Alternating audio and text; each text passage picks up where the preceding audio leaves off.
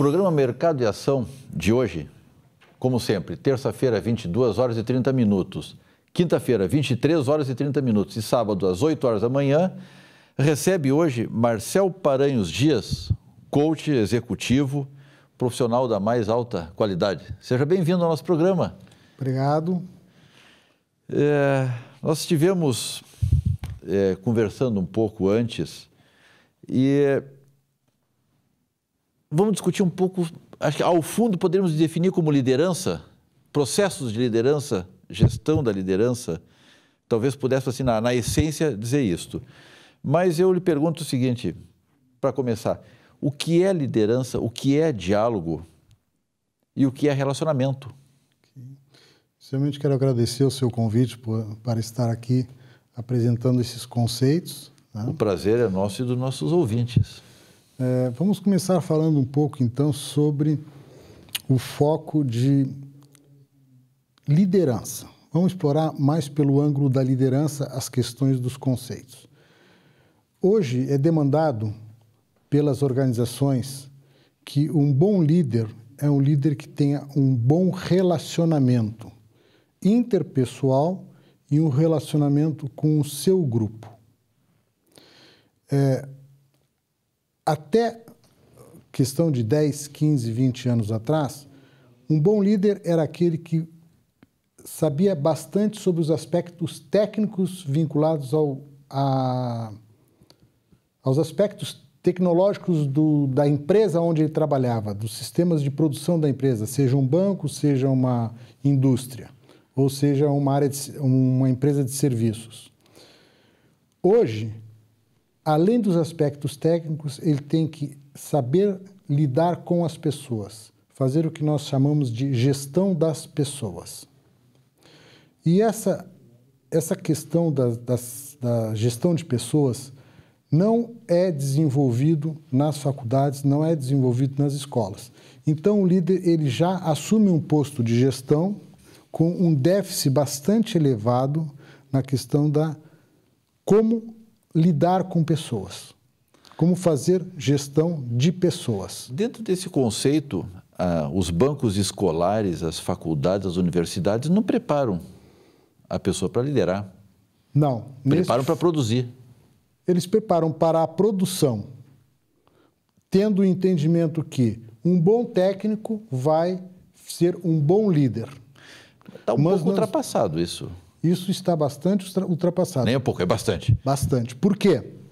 Porque foi-se observando ao longo da história da humanidade que as pessoas são fundamentais nos seus processos de produção, nos seus processos de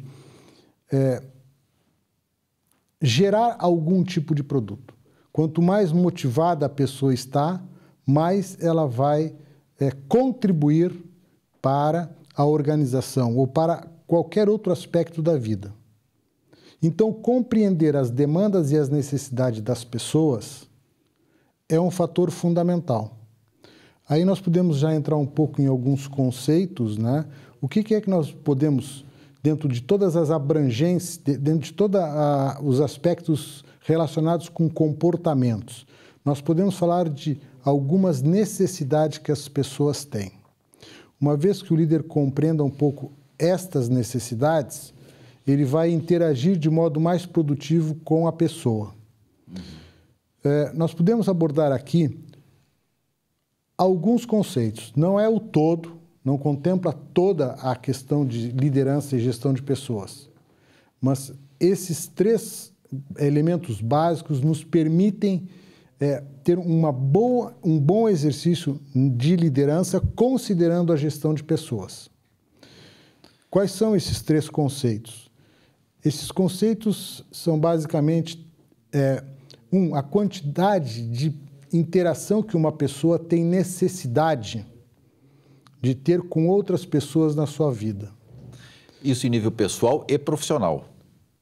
Ou apenas relações são relações? Relações são relações, é só no nível pessoal. Certo. Tá?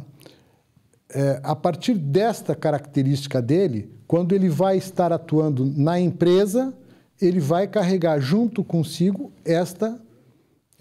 necessidade que ele tem, de maior interação ou de menor interação. Tá? O outro conceito importante é a necessidade de ter um ambiente sob controle, porque uma vez que a pessoa tem o ambiente sob controle, ela sabe o que vai acontecer dentro daquele ambiente, ela já tem um plano traçado mentalmente, né? Ela já tem um plano traçado para se comportar de determinada maneira. Ou seja, ela precisa ter previsibilidade do que ela vai fazer diante do que acontece, tanto em questões técnicas como em questões de como as pessoas estão se movimentando dentro de um espaço. Essa necessidade do ambiente sob controle se refere à previsibilidade do comportamento das pessoas que ela lidera ou que ela se relaciona. Exato. Não é produção. Não é produção. Tá. Ela quer que as pessoas se comportem de determinadas maneiras para que ela possa responder a esse comportamento. No momento em que uma pessoa se comporta de uma maneira um pouco diferente, ela pode não saber como reagir diante daquele contexto. Perderia e aí ela o controle. E aí ela perde o controle e se sente insegura. E aí ela se torna disfuncional. Sobre esse aspecto, a segurança está ligada à vivência. Não compreendi a sua pergunta. Compreender um mecanismo, um comportamento, uma reação e saber agir estaria associado à pessoa ter um conhecimento daquele assunto. E o conhecimento, ele advém da vivência.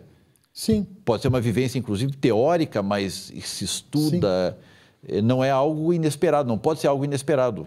Sim, sim. E sobre esse conceito, a liderança se faz pela vivência. Sim, pela experiência. Pela experiência. Pela experiência. Ele vai adquirindo, ele vai se construindo de determinada maneira. Tem uma frase num texto teu que diz assim: como somos pessoas únicas, para diferentes relacionamentos, nosso comportamento gera diferentes sensações e diferentes intensidades. Se aplica neste conhecer?